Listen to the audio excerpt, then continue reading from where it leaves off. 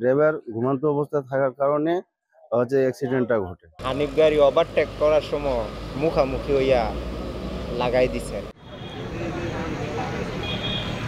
এক একটি সড়ক যেন মৃত্যু ফাঁদ, প্রতিদিনই ঝরছে প্রাণ, কোনোভাবেই যেন দমানো যাচ্ছে না বিশৃঙ্খলা।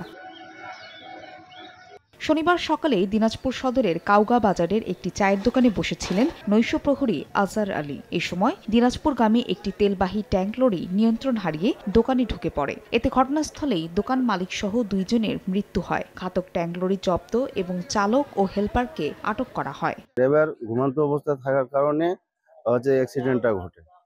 অ্যাক্সিডেন্ট ঘটা অবস্থায় 2 জন মারা যায়। অ্যাক্সিডেন্টটা তো এখন আমরা তো সরাসরি দেখতেছি যে নিয়ন্ত্রণ হারিয়ে ফেলেছে। ঘুমের ঘরে সে সোজা আসিয়ে দোকানের মধ্যে তুলে দিয়েছে গাড়িটা। এর মধ্যে নাইট গার্ড ছিল ওখানে দাঁড়ানো, আর একজন চা খাইতে ছিল। ড্রাইভার হেল্পার আমরা থানায় নিয়ে গেছি আইনগত ব্যবস্থা গ্রহণ করার জন্য। 1, 2, 3 ঢাকায় জমি জিতে নিন 100% ক্যাশব্যাক সহ 20 কোটি টাকার পুরস্কার।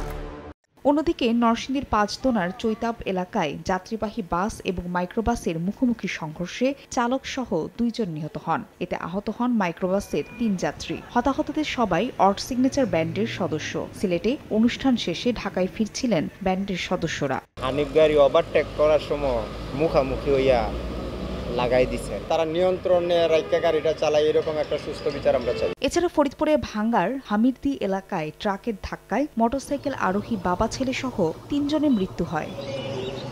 ফাহরিয়া ফারজানা, সময় সংবাদ।